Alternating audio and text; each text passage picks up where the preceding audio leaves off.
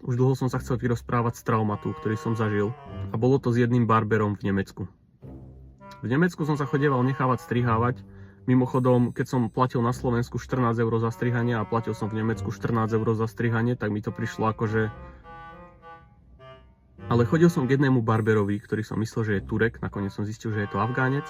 Ja som introvert, čiže ja sa musím cítiť brutálne komfortne, aby som sa s niekým začal rozprávať.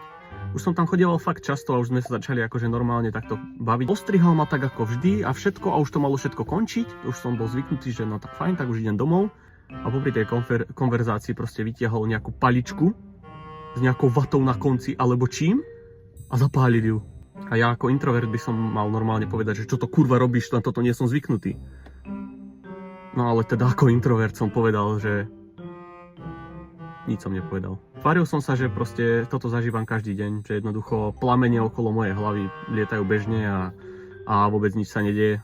Medzi tým, ako sme sa bavili, tak tú paličku držal a šľahal mi tým plameňom po ušiach.